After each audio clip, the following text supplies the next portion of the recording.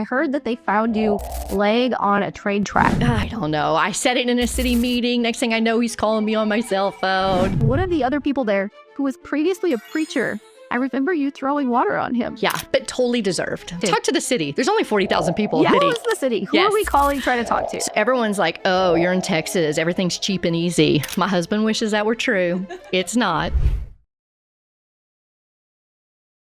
I'm here sharing inspiring stories about fearless entrepreneurial women to help encourage you to live your life unapologetically. I'm your host, Heather Blankenship. Welcome to the Unapologetically Me Podcast.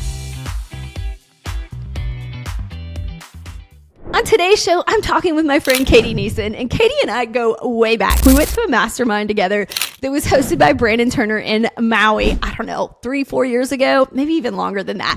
Her and I met when she threw water in the face of one of the other attendees, y'all, and we dig into that story. Her and him are actually still friends now, which you'd be surprised. Katie is the queen of development, y'all. She has this amazing skill of finding a property and turning it into something that's truly unique. She likes revitalizing that downtown area and bringing back the city's culture and history that they have there. So if this is something that sounds really interesting to you, make sure that you stick around so you can see how you could do it in your own city. Katie, welcome to the show. Thanks for having me, man. So you and I have known each other for a couple of years now. Yeah. Actually, we met at Bryan Turner's Maui. I think it was master class back then. Back in the day. How many years ago was that? I think it was 3. I was single, only had 3 kids. Yeah, half the size of the family you have now. Totally. It feels like a lifetime ago. Yeah. But when you walked in the room today, I'm like, Katie, your skin looks great. Are you naturally this tan because I know you run all the time, or do you have self-tanner on? So it's more complicated than that. I am in this fitness challenge, Fit and Fab. Oh my gosh, I saw the pictures of this. Yes, and it culminated in Belize in January, which is never a good time to have a beach trip. Can we stop and talk about Rich Fettke? How he's like 60 years old and jacked. We voted him best ass. Really? Of the group. Best ass. Okay, if you don't know Rich and Kathy, you totally need to go find them on Instagram. They're both actually, Kathy just turned 60 at BPCon. So. Yeah. Rich is 61. He had a birthday like a week or two ago. And like, he's jacked, and they're not. They're like naturally, like they're healthy, they're active. Like, I want to be them when I'm 60. And like the nicest people. He helped us when we had to take our embarrassing pictures. Okay, like how to get our muscles to tell us what this is. Okay, so it's this fitness thing, basically with just a group of friends to try and be accountable to live a healthy lifestyle. And so we're going in freaking January to Belize, which is no good time to ever go to the beach because you cannot be tan. And so I think I'm going to get a spray tan. I walk into this tanning salon and they have the tanning beds. I thought they outlawed those because they caused cancer. They didn't. So I started tanning. And so I just went for like a couple of weeks so that I would look tan for the event. So you did the tanning bed instead of the spray tan. I asked the girl, she was in college, so she's very knowledgeable. Does this cause cancer? She was like, no, just follow the guidelines. I'm like, perfect. So I tanned for 2 weeks in January, and it has held up really well. And it's March. You're still tan. It's held up, baby. So maybe it was like a permanent tan and you didn't know it. And then I quit doing the tanning and started doing the red light therapy because I learned they had a red light therapy bed. Yeah. I didn't know what that was, but it's all the rage. It has all these good benefits. That's what they say. I haven't noticed any. I think it's the placebo effect, but it makes me feel good about myself. So I've been going 3 times a week. Maybe that keeps me tan. Okay, so we haven't even talked about real estate yet, but we should talk about, you've been a real estate investor for 2006 is when I bought my first intentional property. A long freaking time. Yeah. And it's really easy with the stresses of you've got kids, you got a cowboy husband, you've got your business, your partner's with your mom. Yes. And the stresses of all that, it's so easy to forget about your health. Totally. And when I met you, you did look like this. I didn't even consider health. This is my goal in life now. Everyone's like, why'd you join the fitness challenge? Well, I do want to have a healthy lifestyle, but the reality is I just want someone to compliment me by calling me a skinny bitch. How old are you, Katie? 47. So most people, when you make it to your 40s, if you're not in great shape, it's like not going to happen. And some of the people I see in the fitness challenge with you are not in their 40s. I know. And they're like jacked. I know. They motivate me. If you hang around people who aren't in their 40s, you'll kind of want to be like the people in their 30s. So talk about that journey. How is it like changing your diet, getting the exercise habit going? It's almost like having another real estate project. project. Because what it's taught me is, one, we have to walk 8,000 steps a day. We have to eat 100, I think goal is 125 grams of protein a day. And then we have to work out 4 times a week, and 3 of those have to be weights. None of those things will happen if you are not intentional. Okay, and you also got to stop and talk about, you didn't just say, I'm going to lose weight and get healthy. Kind of like with real estate, you've got your KPIs. Yeah. And I track them every day, my daily habits, to make sure you're I tracking them just like you would your Yes. business. Yes. So it's very intense, and it's 6 months. So it's super intense. And some days I just want to cry and quit. But to get over that, they will charge you $100 a week if you do not hit your KPIs. Dude, that sounds like something Tarl would do. Totally. And this is it's not Tarl, but it's really close to Tarl, with Nate Robbins leading it. So $100. And if you quit, no matter the excuse, break your leg, not my problem, $500 quitting fee. So I know myself well enough to know I'm money motivated and I am cheap, and there is no way I won't not hit the standards. I did the 6 months, and in month 5 I said, I'm never doing this again. And then it culminates with that trip to Belize. So we all went, and I was like, hey guys, I'm out. And then I came home and I signed up again for 6 more months. Okay, I feel like that's what I used to run marathons, and I feel like they went the same way. Throughout the whole thing, you're like, oh Never. my God, I hate this. I'm never doing it again. And by the time you finish the race, you've like found your next one. Yep, I'm just a glutton for punishment, apparently. So I'm hoping after a year of it, I'll feel naturally healthy and I won't re-up. This is my stand. I'm not signing up again. It's just going to be part of my lifestyle. You identify as a healthy, active person. Exactly, that eats a lot of protein, so there's no room to eat anything else. And like, I'll never enjoy food again because all I get to do is eat protein. What do you miss? All things pasta. I'm waiting for the freaking pasta people to figure out marketing, because I could do an all pasta diet, and all those diets are just marketing. Why can't they show it's healthy? I'm totally on board. Okay, we'll keep our eye out for that one. I don't think it's coming anytime soon. But let's back up a minute. Okay, so you are like the development queen. And I don't actually know a lot of other people talking about this, because it is not easy to go into a city, pick a property that's run down, go through the entire process with zoning and planning and fire marshals and all of the people, and get to start a new project, start to finish, and actually make money at it. So I know your mom used to be in real estate, but that wasn't super successful back then. How did y'all transition from your mom used to be in real estate to Katie and mom now like have a successful development business? Yeah. So my mom has been in real estate for 47 years. Wow. And so we've definitely lived through the cycle of real estate in the late 80s with the savings and loan crisis and all that craziness.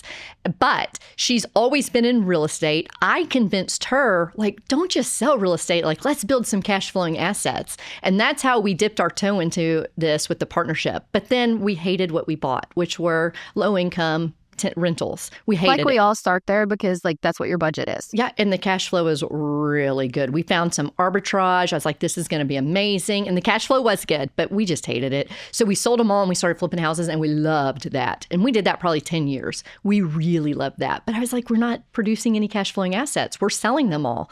So we said, well, what kind of assets do we want to own? And we strategically sat down and said, we want things that we can be proud of, that 3 or 4 generations from now, real estate investors will long to have our projects like we do for certain projects now.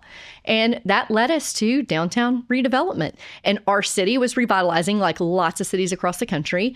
And we just knew that we could light a flame under it and really, really get it going. So we did.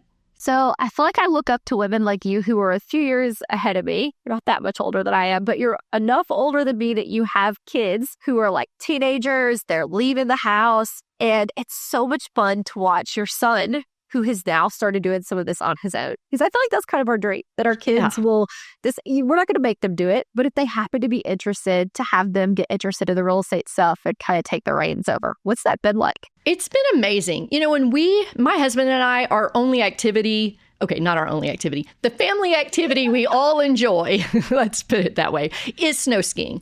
So we used to snow ski. That was our annual trip. And then we had kids and we're like, this is going to be such a drag. Like, they're needy. We got to carry their skis. Then they get out there on the mountain. Okay, let's stop and talk about that, because people don't like to talk about, like, we're like shunned for saying negative things about having kids. And right now, while I have babies at home, it's hard to go places.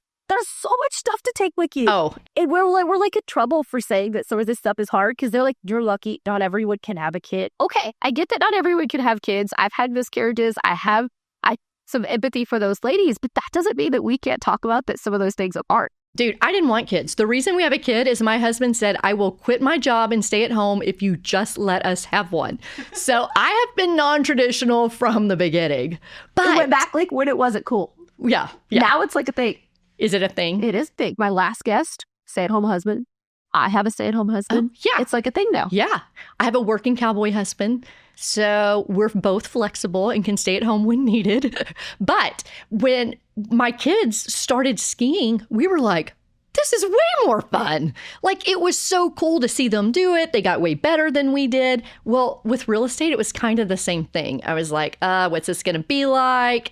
You know, mom is going to be nagging him and what he needs to do and doesn't need to do. So we tried to set up parameters. I was like, look, I'm not going to be your bank. I'm not going to be your investor. You have to figure it out on your own. And he did. He went out, he found an investor. He's 19 and he's never filed a tax return. He doesn't have a job. He's not bankable. And so he went and found an investor and broke ground. They're forming up the foundation right now on his very first investment property. And it's amazing. How did he find his deal? The deal we found right off the MLS. It was just a house with a lot and a half that could fit I'm so 4 glad townhomes. you say that because everyone's like, I have to have an off-market deal. Yeah. But when you're a total newbie, like the on-market deal is the way to go. Yeah. And I mean, it was a single family house. We're going to create 4 houses out of it. So it doesn't look like a deal to anyone else. But I'm like, hey, divide that by 4. That's pretty cheap lot prices. So when you see something like that, how do you know that it can become 4? Well, I know about how wide our townhomes are going to be and what the city will approve. It was in our geographic market when it came up on the MLS. And so normally we won't do less than 6 just because it's not worth the time. We're at a point where we just for the profitability, but for him, he's not there. And so when I saw it, I was like, Sam, we wouldn't develop this, but let's look at it this way. He had a partner who said, look, we'll do rentals. I'll own 90, you own 10. I'll own 80 on the second one, you own 20. And so I'm like, you're going to be working really hard for like $50 a month. You're going to get discouraged really fast. And your investor's going to be making like $150 a month. Like, he's not getting rich either. What if you could build 4 townhomes, sell 3 of them, give him 100% of the profits, and then you keep the 4th one free and clear? He gets a 20% return on his money. You're not in partners forever. You can recycle the money on the next project, and you walk away with the cash flowing asset because there's no debt on it. And so, yeah, it just worked. So would you say that like the superpower in that is totally your city's guidelines and what they'll approve and what they won't?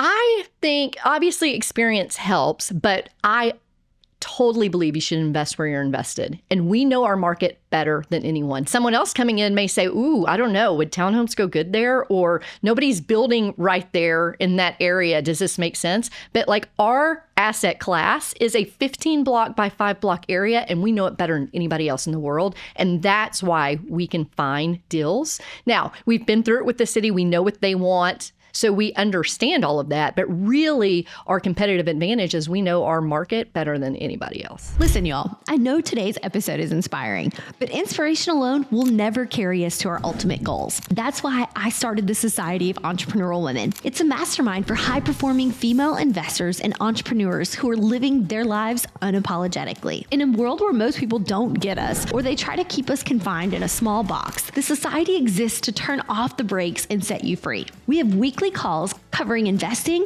wealth building, health, relationships, family, and a whole lot more.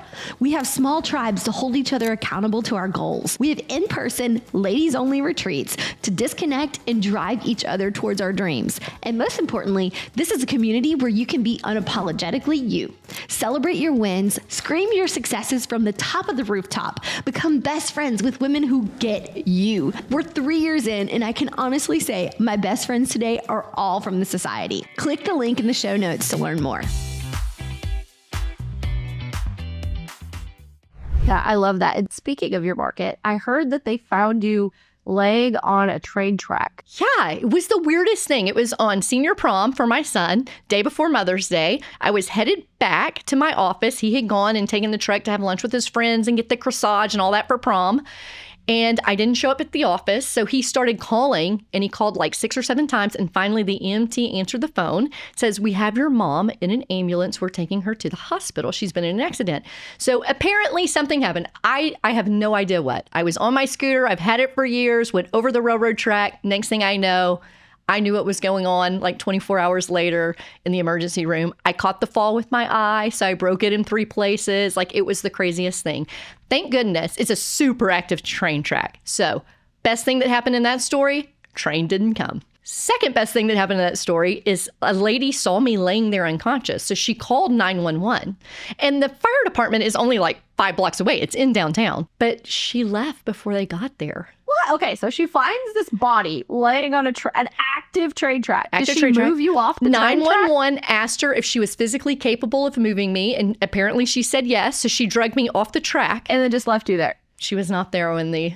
Shut up. It's so weird, Maybe right? she hit you. I don't know. I think people are better than that. Maybe she had a criminal record and she didn't want, it could have gone different ways. Okay. And then my leading theory that is because it was an accident, they didn't dispatch the cops. They only dispatched the fire department EMT. Yeah. And me and the fire marshal, we butt heads a lot. So he's the one guy who could try to have me taken out, but then not dispatch the cops. I'm totally kidding, Fire Marshal. He's already called me when he heard I was accusing him of trying to take me out. But yeah, he's my number one. Did he actually think you were accusing him? I don't know. I said it in a city meeting. Next thing I know, he's calling me on my cell phone. Okay, so I feel like you're kind of known for these traumatic events, because when I met you in Maui, I think it was the first night of Maui Masterclass. One of the other people there who was previously a preacher, I remember you throwing water on him. Yeah, but totally deserved. Totally deserved. I think we all had enough drinks that night. I don't remember if it was deserved. It was. I don't even know that I had drank much at that point. It was the first night, and it was like get to know each other. And I had a pretty vanilla, goody two-shoe upbringing. And so I'm always like fascinated when I hear other people's like backgrounds and stories. And this person told a story and I was like, "Oh, you've got to be kidding me." And he said, "Don't be a Karen." And I thought, that's not very nice in front of all of my new friends to label me. So out of just instinct, I refreshed his face with the cup of water. Okay, so in our vanilla upbringing, we decided that throwing water at people was the solution. I just thought, I have boundaries and you have crossed it. And I wanted to notify him and all the others. You were memorable. Yes. Clearly, you remember 3 years later. But that was the beginning of... I'm still friends with him. I'm not sure he would say the same, but I consider him a friend. Yes, he would. He would totally say that. His wife's amazing. He really married up. I was literally about to say his wife's amazing. Yeah. Well, what do you think the next phase looks like for you? Because you're not quite in retirement. Is your son still living with y'all? No. Did he move out? He's got a house hack. You're an empty nester now. What is because I feel like, actually, Ben and I were just talking about this. When you first start out, you take on more debt than as you get older, you think you should. And you need that to build up your portfolio and get started, unless you're independently wealthy, right? Or you had some tech something that sold for $1 million. So you take on this debt to grow your portfolio. And as you start getting older, you start thinking about those risks. And not that you're there yet, but how does your investment strategy change? And how are you thinking about that now that you're an empty nester? It's just you and your husband. What's the plan? I don't know the exact plan, but it's definitely something we're contemplating now. Because the reality is, as much as I love building out downtown Bryan, it doesn't make sense for me to go and develop in another market, just the systems and everything. And I'm not an expert in that community. But it also doesn't make financial sense to own 50 buildings in one geographical area. So I feel like we're kind of getting to the end of our pipeline where once we get everything built out, it feels good. Do you mean as far as diversity of your portfolio goes? Yeah, I don't want it all to be geographically concentrated. Yeah. And so I feel like once we build out what we have, we're probably going to be pretty comfortable. Maybe we do another deal or two a year. So then it's then what? How do I diversify? So I think what we'll then do is take the cash flow that those properties are throwing off and maybe invest them with other competent developers, because we're really passionate about revitalizing towns. Like, we really believe in that. So can I be what I am for my investors, right? Can I find that person who does a really good job in their market and diversify geographically by being the help, but mostly the money in other people's developments? The problem is I'm a control freak and I think of all the things that could go wrong and I worry a lot. So you're talking about private money lending. Yeah, or just an equity investor. Like, I'll be the equity on their deal so that they can get it off the ground. So you have a program for people who are figuring out how to develop. So that's like a really great like insight into who you might partner with. Yes. In a really good kind of pipeline of people. What would look like a good deal for you where you were like, this city is amazing. This operator is amazing. Because we're mostly like vetting our operator, right? For sure. What would look amazing? It'd be like, Katie would be like, I'm in on that. I think from the city perspective, it needs to be one that there's like population growth, businesses growing, good diversity of jobs there. So most of us know how to look up population growth and jobs. How do you not take 1 million hours to vet the city? What's your like quick, I get that not everything's quick, but what's your like, here's my 5 steps to figure out if the city is like an actual option? Yeah. So basically, I have 4 steps. So 1 is strong fundamentals. I want to see job growth, diversity of income. 2nd, I want them to be action oriented, because every jurisdiction in the country will tell you that we have a housing shortage and we need more housing, but most of them just put roadblocks in front of you. Yes. So there are certain things you can look for to see if they're kind of putting their money where their mouth is. So I want an area that's already starting to see revitalization, that the city is investing taxpayer dollars. So maybe they're putting in trees, twinkle lights, street lights, making it pedestrian friendly. Cool sides. Yes. Like brand deal it. Yeah. They're trying to transition the You area. don't by want to be the investing looker. I first. make that. Correct. And then I also want them to be offering grants to fix the buildings up so those owner-occupied businesses have money to make their outsides look prettier. If they're doing those 2 things, they would be bad stewards of the citizens' money if we didn't come in and invest on top of it. So they're going to be motivated to work with you to make that happen. And then the third thing is, I don't want to be the first mover like we just talked about. I want the owner-operator businesses to be the first one that moves in there. And then third, it's just they need to want what we're going to produce, which is missing middle housing, mixed-use buildings. And you can tell that by just looking at your city's comprehensive plan. Every one of them does a 20-year plan, and they put Where it do you right find there. that 20-year It's right plan? there on the internet. If you just Google, like for me, I'm in Bryan, Texas, City of Bryan, comprehensive plan. It's like 70 pages. It's pretty painful, but they have it broken out in areas, and they will tell you what they want to see in that part of the city. So if all of those things Is this something align, that goes through approval, or is there somebody who has an agenda? So generally they hire outside consultants. It's a big government thing. And I'm pretty sure it's required because every city does it to have this. So the first thing you have to do is 1, vet that the people who created it still believe in it and are still there. And even better is if it hasn't been that long or if they're constantly refreshing it. But it gives you something to go into the city and talk to them about. You share your vision. Yeah, I see that you want this. This is how it fits. And you'll know so much by just getting in front of them and telling them what you do. And when you say them, yeah. If you were to call the city, the person who answers the phone is probably not who you want to talk to.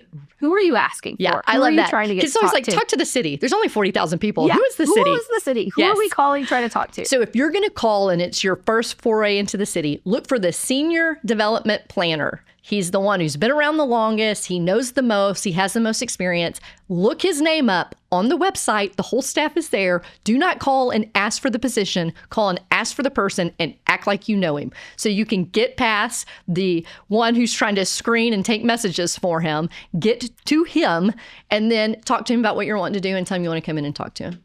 I love that because you're right. People usually say, call the city. And you're like, Who's okay, that? well, they answered. Now what? Yeah. Okay, so when I'm teaching people RV parks, I tell them there's 2 really important things to start with.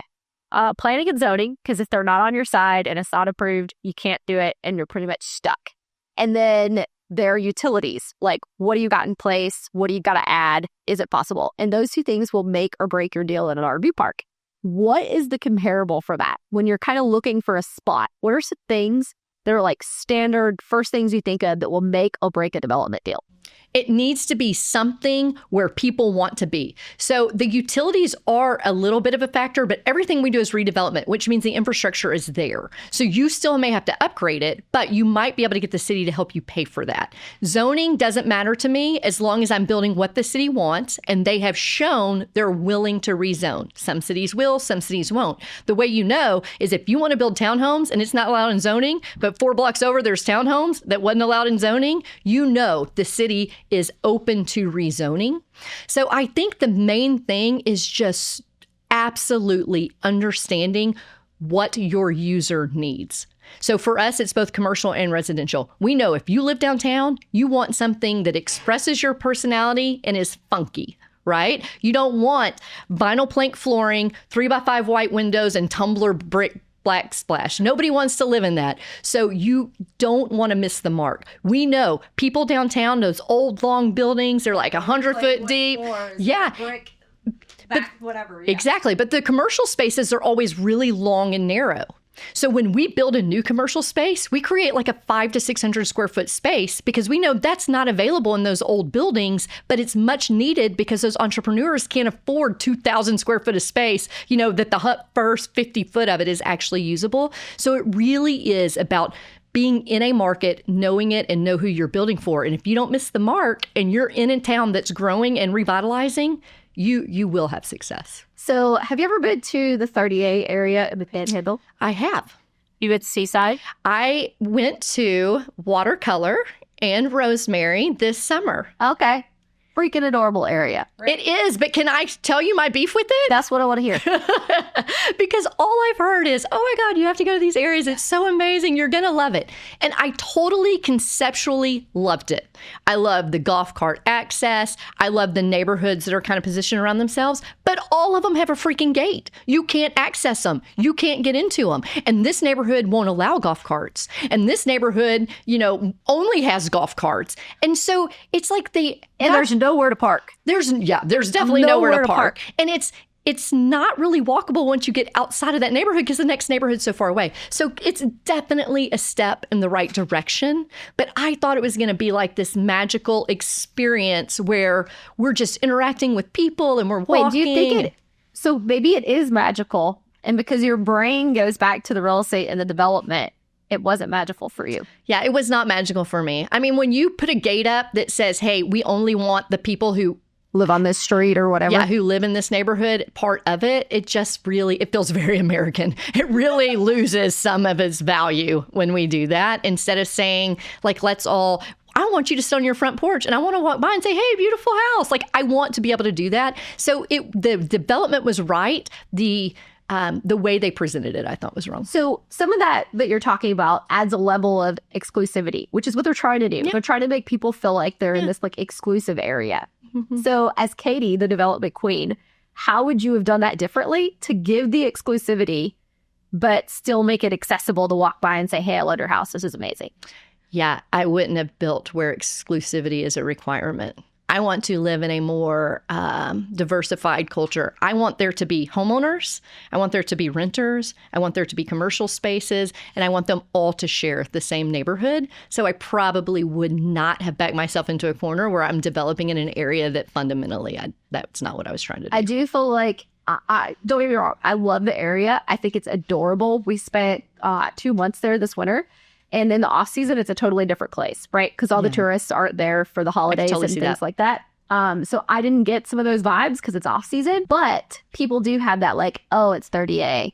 That bratty connotation of it's better than. Yeah, and it felt very touristy because we were there over the summer. And so it didn't feel like anyone was living there. It kind of felt like we created this amazing theme park, and the ride is life for a week.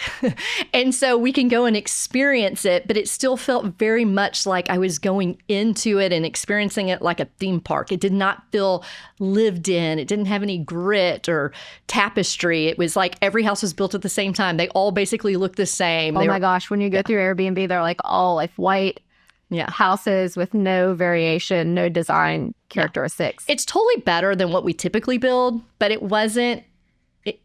I was hoping for more. Okay. interested to hear your take on that. Ladies, it's time to redefine the conference experience with the Society of Entrepreneurial Women Retreats. Step inside a world tailored for women just like you, where you can lead, learn, and unwind in style. Our retreats offer everything from insightful investing sessions to fun activities like salsa dancing, boat cruises, food tours, and so much more, ensuring you come back not just inspired, but truly refreshed. Join a community that celebrates you wholly and supports your every endeavor. Ready for a retreat that changes the game? Visit the link in our show notes and find out how you can be part of this exclusive experience. So if our listeners are curious of, can I do what Katie's doing where I'm at? Obviously, we don't have time to break all that down. But what would you say to them? How could they get started on figuring that out? Yeah, everyone's like, oh, you're in Texas. Everything's cheap and easy. My husband wishes that were true. It's not. So basically, you need to know, is your city open to development? So we talked about, first, is your city good for development? So the whole thing about growing, acceptable, want development, the 4 things that we talked about. Because you totally do have that. this old boys club that sits on a board in some places that are like, we don't want any changes. We're not interested We're not in going to this. let you. And We're going to that's thwart real. everything. Like, That is even though we think we absolutely live in real. America and you can do whatever, it does not work that way. If the Absolutely city's not real. on board, you're screwed. Yep. And then the second thing you need to do is download their comprehensive plan and read it and see if your vision aligns. It is hard enough to work with the city when you're both pulling in the same direction. Do not try and work with them. Do you think you need an attorney to read that? No.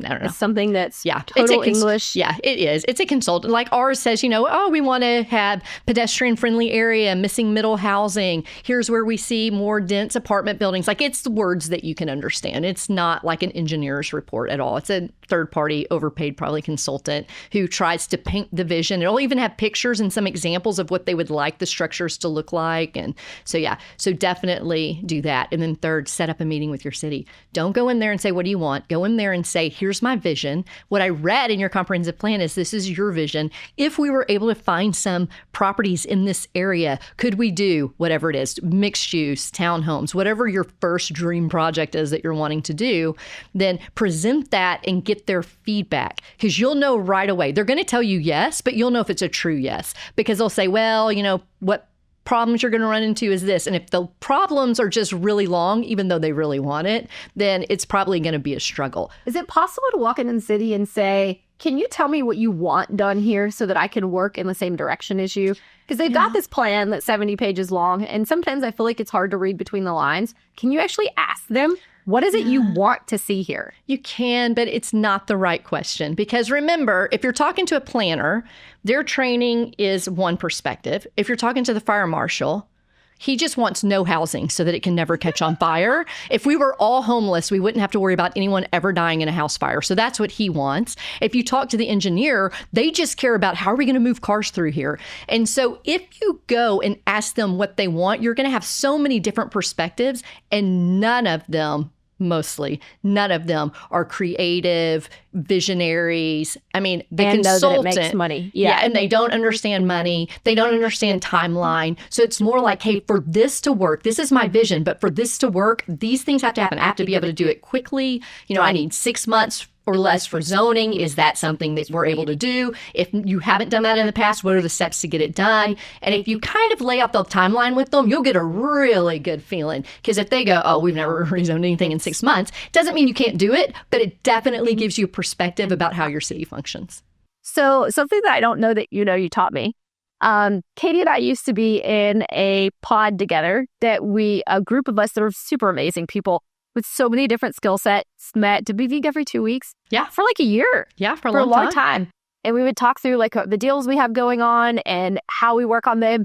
And you really taught me the importance of including your holding costs and how you can literally go broke because you haven't like set up the right systems for your holding cost. And I feel like people don't think about that often enough, because if you've been used to doing minor rehabs or things that happen really quickly, when you need to rezone, you need to get the city to approve your drawings, they're almost always going to have you redo something.